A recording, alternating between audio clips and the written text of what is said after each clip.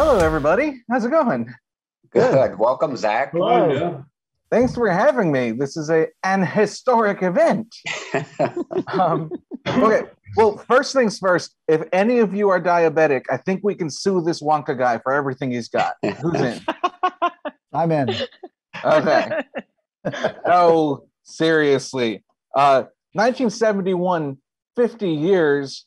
I mean, maybe as kids you don't think that far ahead. I mean, I'm 30 and I stopped myself from ever thinking that far ahead. But did you ever think that this would be such a cultural milestone for generations of people? Never in a million years.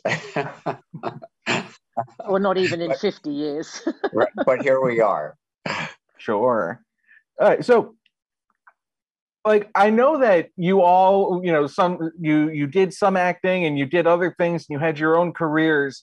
I'm wondering, like, did you, when you were trying to, when you were younger and kind of distance yourself from this just overwhelming opus, did you ever feel like maybe I'm being melodramatic, but Peter denying Christ? And it was like, were you ever in that? No, I was not. Was there any kind of, anything like that ever happened to you?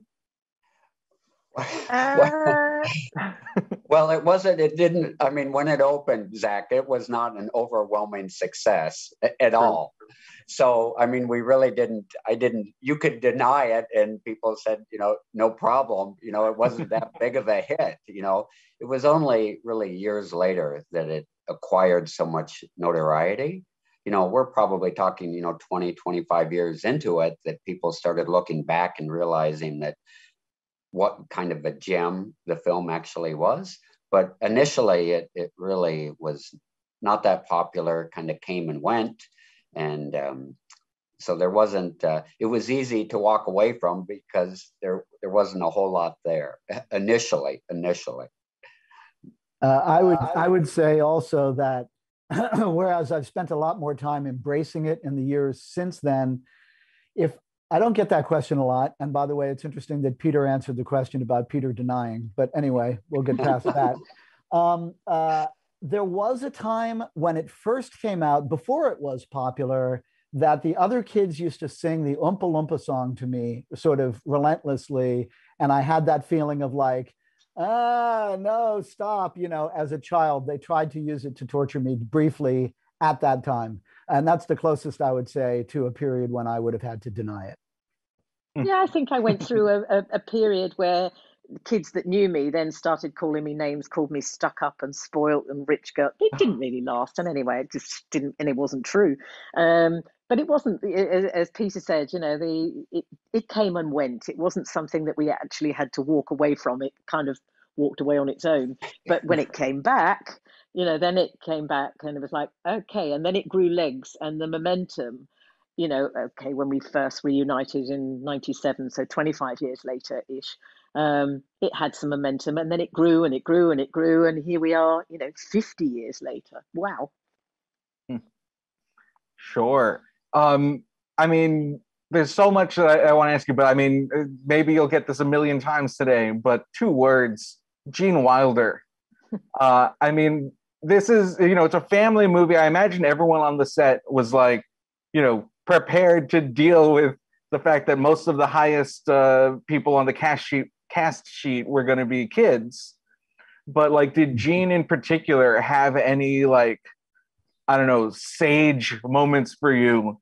Did he get to become like a surrogate, paternal figure on set? I don't know. Tell me a little bit about working with him. Or was he horrible? No, Gene was wonderful. Gene was wonderful. Both, and I've said this before and I'll say it again, but both he and Jack, kind of took me under their wing, so to speak. I was the newbie, the new kid on the block, no film experience, a little bit of theater experience. But they were wonderful to work with. And they provided kind of a calming atmosphere on the set, so to speak. Both he and Jack did. And, again, wonderful to work with, and nothing but fond memories from them. And that's, you know, the success of that film, you know, it goes back to Gene Wilder, Jack Albertson, and, you know, obviously the other kids in the cast, but they were really the, you know, the stars of the film initially, and that's what, you know, what people, you know, look back upon, you know, and the success of that film really, you know, you can link it to Gene Wilder. So and the warmth that Gene had, you know, he was a very warm, kind-hearted, lovely person. You can't really fake that. That comes across. And, you know, for me, always that wonderful moment at the end when Charlie, Pete, and Gene are in the elevator, and he gives him a hug at the end. And, you know, it brings a tear to my eye every time I see it, because you just feel this warmth. It's real. And I feel like I should mention, you were talking about surrogate parents.